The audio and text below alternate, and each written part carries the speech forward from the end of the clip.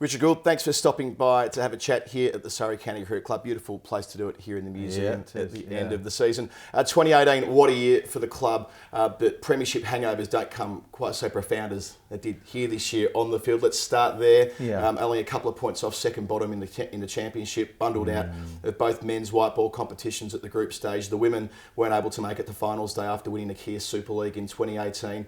Alex Stewart said at the awards night, everyone in the dressing room, including the management staff, can have a look at themselves and ask why. So let's start there. Why do you think this year happened the way that it did? Yeah, it's such a tough one. After last year having won the championship for the first time in 16 years, we went into this year with a great deal of expectation, and we just failed, unfortunately, to deliver that within the championship particularly.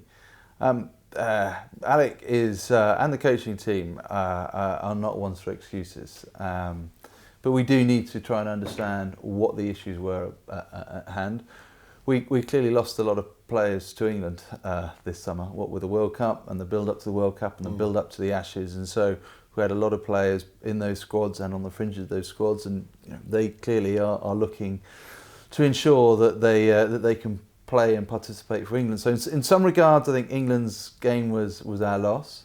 That said, we've got a very strong squad and we expected to do more with the squad that we've got available. We recruited players specifically because we knew that we were going to have more England representation, but we just didn't get over the line. And I think once you start slowly, as we did in the championship, then we see it's very difficult to get the momentum back up.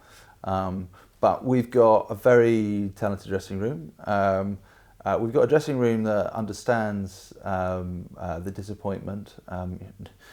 We sometimes have to remember when we're dealing with professional sportsmen, they are the most ambitious bunch of people that you could ever meet. And so when we talk about disappointment, nobody will be more disappointed than them. And I know that a lot of work is going to go on during the winter to make sure that when we arrive at that start line again in mid-April, we're good to go right from the off. Specifically, the runs went there on 4 consecutive occasions. The Surrey men's championship side were bundled out for fewer than 200 runs. Michael Diminuto said it's some of the worst cricket he's ever seen, and he's seen plenty over his journey in the game. Did that send a bit of a shockwave through the club that Diva would speak so forcefully in such a way? Yeah, Diva is very upfront, and I think when we're going through difficult times, we would much rather have that clarity than hiding behind sort of softly spoken words at times. And criticism is difficult. None of us like criticism, and sometimes it can be difficult to take. But sort of understanding where we were in the championship. Ollie Pope went out with a freak injury right at the beginning of the season. First 6 games of last year, he'd scored in excess of 600-700 runs at an average of 80 or something stupid like that. And we had Rory Burns, clearly very much on making sure that he could do his thing for England. He didn't score the weight of runs that he had last year. So you kind of look at those elements. In terms of wickets, Morne Morkel didn't quite recapture the form that he had last year.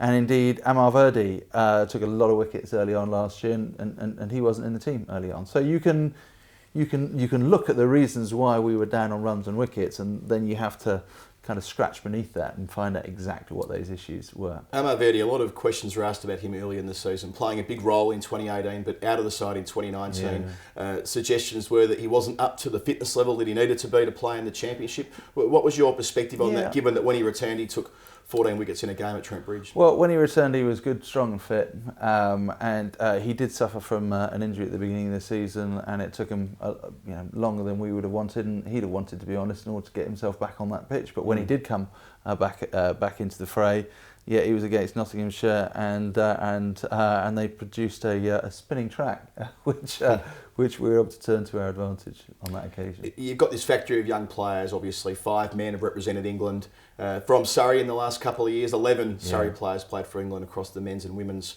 competitions this year, 6 of which have been homegrown.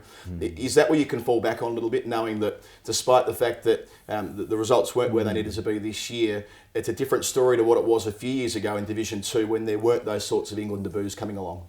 I think that does help, yes, because you know that we're doing things in the right way. We're not taking shortcuts. We are looking to develop our own players that can then go on and play for England. And sometimes when the youngsters come through, it can be more difficult sometimes for them to sustain that in a long season, particularly in a squad that's struggling. It's easier for the youngsters to come in if they're coming into a squad that's winning, a winning environment. They feel less pressure and they go out and do it. But certainly it is heartening to see that quality coming through. Fundamentally, it is a results business, so people will look at squad changes. Yeah. Naturally, there'll be speculation and debate about comings and goings. And international players as well, I'm sure. Dean Elgar averaged 29 this year, obviously a player of considerable capacity at international level, but didn't deliver this year. What is the situation with Dean, and indeed whether there is anyone you're looking at, or whether there is Surrey in the market to buy a player from another club in the off-season? Yeah, Alec and Diva and Vikram Solanki, very talented coaching staff there. They know the game inside out, and they will be looking to strengthen the squad further during the winter. Both to see what young talent we've got coming through that can be given more opportunities, and also to understand what world-class and developed talent there is out there that we can attract. And so, yes, I think we can expect some additions to our squad during the winter. In terms of overseas players, where the Championship, the Blast, and now the 100 intersect might be through someone like Aaron Finch, who obviously has a lot of demands on his time, and Surrey have had him operating in the Blast. Probably the highlight of the season in white ball cricket was the magnificent century he made here under lights in front of a packed crowd. What if a 100 franchise wants Aaron Finch and Surrey want them for the Blast? How will players manage that? Do you have a potential issue there from a county perspective because of the demand on these guys' time? Yes, there will be. That is an added dimension. Normally, when you're looking to bring in overseas players, you're only having to contend really with the IPL, sometimes the Caribbean Premier League, and then the schedules for the international teams that they play in themselves. Next year there will be an added complication, and I think it will make it more difficult to bring players over for entire seasons or entire campaigns, certainly. The Blast, the love of the Blast in your time in the chair, looking at where it was and the crowds in 2012 compared to this year, more than 165,000 people through the gate, a 15% increase on last year, selling out all the games here and pretty much ticking over as the exemplar around the country. Why has the love for this competition grown in recent years compared to perhaps where it was a decade ago or so? I think to be honest, the non-Test match grounds have taken the lead on 2020 in the last in the first sort of 10-12 years of its iteration, because the Test match grounds, the international grounds, have always had to focus on selling international tickets. That's how they pay their mortgages effectively. And as we've become better at doing that, the quicker we can sell out our international matches, the sooner we can move on then to show the love for Blast. And whilst we've probably been ahead of the curve in terms of Test match grounds, it's been great to see the success that we've seen now occurring elsewhere. Lords, every game it's sold out for Middlesex 2020 Blast. Nottinghamshire, Trent Bridge averaged over 12,000 this year. Amazing numbers. Same for Old Trafford. So I think it's a tipping point that we've reached in terms of Blast, and I don't see that tipping point reversing, or I hope it doesn't reverse. But also we've had the benefit of an amazing summer of cricket where it's been on everybody's minds, and I'm sure that has helped also. Next year, the 100, Surrey have been the most vocal critic of it. You said recently that if it doesn't succeed, don't blame Surrey. I mean, you've voiced your concerns and explained where the problems have been in the process, but there seems to have been a softening in your language as well, in that you're acknowledging that it's happening and you're going to be fully supportive of it next year. Yeah, absolutely, we have to be, and we want to be. It's our responsibility. If we host an England international match here, we want it to be sold out. If we host a Surrey 2020 match, we want it to be sold out. The same will be it'll be exactly the same for the 100. We've got our reputation, and we've also we've got to do our bit for cricket and its partners. A lot of people are investing a lot of time, a lot of money in this, and we need to do our part. In terms of the finances, we know the considerable addition to the balance sheet the Blast brings, and hopefully the crowds are comparable next year. But when the 100 comes to town next year, do you receive some sort of windfall from the ECB, or do you become a net loser in that scenario on the basis that it is your prized possession here in South London? We don't know. It's certainly not a windfall. There is a staging fee that is paid for use of the Oval, sort of as a dry hire fee, but that is significantly less than we would get maybe for an international match. So it's certainly not a windfall. We hope it's not going to affect our membership. That's the core of our business, and we've already taken the step to include access to the 100 within the majority of our membership packages. So we're hoping that that's going to, that members rejoin next year, but also helps to introduce them to the new format. If Surrey's playing down in Guildford, playing 50 over cricket, off Broadway, fair to say, outside of the television cameras and so forth, and there's another team playing at the Oval who aren't playing under the Surrey badge. Will that also be a drain on your club's resources at a time when you still need them 50 over cricket? And I mean off the field too, in terms of management, administration, staff and so on. It is tricky, but we've done it this year when we were hosting World Cup matches at the Oval and we were hosting Surrey matches down at Guildford, and that's where we've got to make sure that we're sufficiently well resourced and we've got the right people that can do that. And what about coaches? What about people who are overseeing potentially 100 franchise here, whilst down the road the club's still playing? That's where we've just got to make it work. So Vikram Solanki is going to be a coach for the Oval Invincibles. He is normally a coach with us, but we've got a sufficiently strong coaching team. We hope that we'll be able to cope with the demands of also hosting the 50 over game. Taking a satellite view, putting to one side what your opinion might be, how many counties do you think will exist in 10 years' time in a form that we're conditioned to at the moment? I think all 18. I know we celebrate 175th anniversary next year. I think Somerset 145. Kent, Surrey versus Kent was the oldest recorded cricket match going back. I can't remember when it was. Some ridiculous 1811 or something stupid like that. These things they're institutions, and there is so much love for them. They will always continue. The question is at what level will they be able to participate? Arguably, with 100 coming in, the 100 will represent perhaps the higher level of professional cricket, short form cricket played in this country, and that's what causes us, some jealousy, because we always want to be able to play as Surrey in the highest level of competition we possibly can. Well, that collides obviously with women's cricket. There's a pretty decent platform that the Surrey Stars have developed over the last few years in the Kia Super League. It's unmistakable. You walk in, a huge poster of Natalie Siver on the wall. I mean, the KSL title defence went about as well as the men's championship defence went in 2019. But as far as what you've said about wanting to see Surrey's women's play under that badge next year, how's that possible if it's not at amateur level? How's it going to be that Surrey can continue to be a semi-pro women's club, if at all? We will make sure that we are playing women's cricket to the highest level we possibly can. The scarcity of resource is the players. And so, the best players will be playing for the Oval Invincibles, and they'll be playing for the Centre of Excellence teams that are also being created.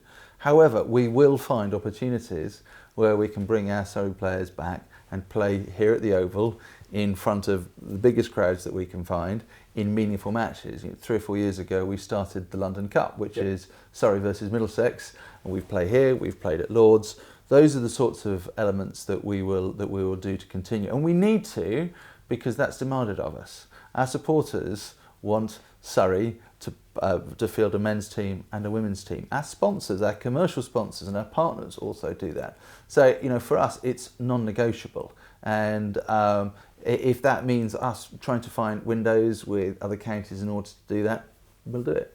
You're not short on ambition here at Surrey, are you? Off the field, in terms of the turnover, which reported at £32 million, a profit of £2.7 million up to the 30th of January this year. And the opportunities the club has, you've talked about the idea of seeing yourself as big as one of the top 10 Premier League clubs. I mean, this is a different world you're now into over the last couple of years, given where the club was when you first joined in 2012. Yeah, we're an ambitious bunch here, both on the pitch and off the pitch. We don't always get it right. We've had a difficult season, and off the pitch sometimes we have blips here and there, but we are an ambitious bunch, and we reflect the ambition of our supporters.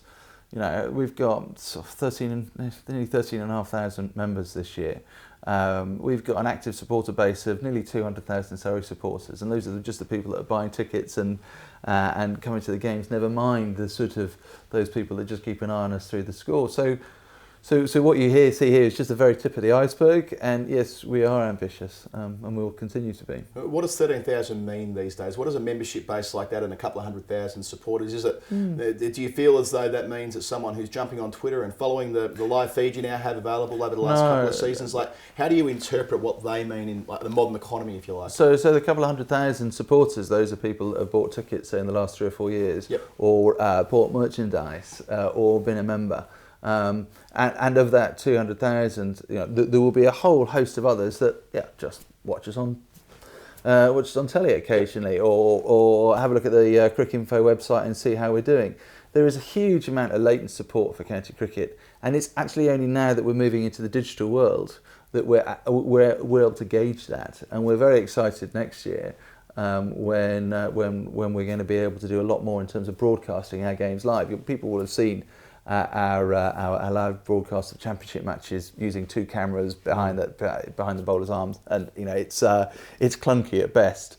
Next year we're going to have multi-camera operations for all of our championship matches, and indeed for our 2020 matches we're going to have a really high production, and all of those games, all the games that are not televised by Sky, will be broadcast live streamed on Facebook, and it'll be fascinating when we start to understand and see those numbers. The spread and support that there is for cricket and county cricket. In terms of the financial strength and what it can bring, the redevelopment of this ground, the Loch Laker outside before, they're already knocking it down. The last championship game was only a week ago. The 3-tier stand there, the bonds have already been sold on that by members, which means you're on that path towards that target of 40,000 potential patrons coming into this ground. How will that happen? I know that 3,000 will be added to the capacity through the new Loch Laker, but where can the ground grow from here to ensure that you can go another 25% up?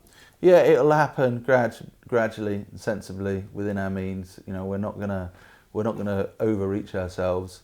You saw how many sold out games that we've had this year. We need that extra capacity that's going to go up next year. Thereafter, we'll sell those tickets, and then we'll move on to the next areas. It's the Bedser stand, which we're looking at next. That's the one that has been up for quite a long time. Has got some issues with it. We can increase capacity, but also we've done feasibility work on the OCS, extending those balconies. But it's not just us that needs that extra capacity, it's English cricket. When we're hosting Ashes and international matches, when demand outstrips supply so much, it's our responsibility to ensure that we deliver on this. And that's where we have to work with ECB to get them to understand the capital requirements of funding these kind of projects. The RFU has Twickenham, the FA still has Wembley, and they understand the financial obligations to build those facilities and then to maintain them, and that's what we need to make sure that the ECB understand, so that we remain a viable financial proposition in the long term. You mentioned Twickenham, you mentioned Wembley, Lords. North of the river, if you do grow to 40,000, you'll be a bigger ground than headquarters. Does that mean that ambition will be shown in wanting to host global finals and indeed potentially hosting the T20 finals day instead of Edgbaston? Yeah, we're really ambitious. Lords is a very special place. Home of cricket. They've managed to, that is their label. But we have our own history. This is where the Ashes were created. This is where the first Test match was played, and I think we have a very good relationship with Lords. Every time they do something that's really good, we kind of go, damn, we need to do that, and vice versa. When Sangakkara was named as MCC president last year, I was like, oh, how did they get into there first? It's a really positive, healthy relationship. It's almost like Pepsi and Coke, where we're just trying to outdo each other. But the outcome of that is really good for cricket, because you've got 2 clubs, working in partnership, but also just trying to show each other leadership in each way. Speaking of leadership, you've shown it when it comes to the environment and use of plastics inside the ground last year, the relationship you've developed there. You're part of South London, part of the community here. Cricket's not a particularly diverse sport in terms of who comes to games in England at the moment. It can do better in that respect. The Oval is a ground which is known for its history here, going all the way back to the mid-70s and the blackwash of the West Indies, those famous photos here in the terraces. What can Surrey do to do a better job of diversifying cricket in terms of who comes to this ground? Yeah, it's so important. The World Cup, I think, showed the way in that regard. It said that we don't get the most diverse crowds. I kind of disagree. And we look at our numbers, and the people that come for the World Cup have been incredible. The issue is that we don't just want them coming back for the World Cup. We want them coming back to support Surrey, and we want them coming back to support England. And I think we're making good progress on that. And when you look at the age groups that we've got coming to our cricket, Test match cricket will always generally be the older generation. You come to our 2020 matches, it's a completely different vibe. There's so many children, so many women, so many family groups.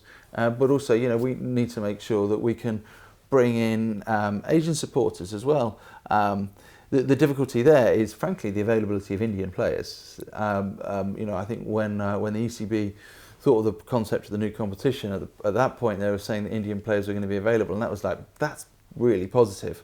Unfortunately, because of the commercial value of the IPL, BCCI are going to always retain their high value assets, which is their players. But we've seen in the past when we've hosted charity games here, the Help for Heroes game, we had MS Dhoni in. That's when we were able to properly engage the Indian fraternity, and that's what we seek to do. Next year, 175 years. You talked about the celebrations that'll mark that. The West Indies are playing here next year in an international. Of course, the great success of the World Cup. Talk about the days at the Oval in 2019. It's hard to really top the day when Bangladesh knocked off South Africa in terms of diversity. But next year, what will be available to members on that anniversary? What will you be doing for them to make sure they can feel part of the process? Yes, there is a team both of general committee members and staff and board members that are working on a variety of things. Some of it's already started, so you can pick your best ever Surrey 11 with on the website that lists all of every player that's ever played for Surrey, nearly 500 of them. There'll be events, there will be retail, there'll be sweatshirts, there'll be all sorts of things, because it's a birthday party, and therefore we will run it in the way that a birthday party should be properly held. There will be lots of celebrations and lots of ways at which we can then use it to talk about the club and try and invite more people to become part of us. 2011 we had 7,000 members. This year up to 13,500 members. That's brilliant. And people say, well, why have we seen that growth? And I don't honestly know. I think there's a whole loads of different elements. But if you nail my foot to the floor, I'd say the one element is that we seek to be the most welcoming club you possibly can. Whether you're just coming in through the gates and you want to have a look at the pitch, Lavinia will take you in there and let you have a picture on the pitch on a non-match day. If you're coming here for an event, we just try and make people feel really welcome, because in essence, clubs are just organisations that people want to be part of. And that's our raison d'etre. Richard Gould, thanks for having a conversation about a tough year for the club, but with so much potential in 2020 and the 175th birthday winter well. Thank you very much indeed. All good. Cheers.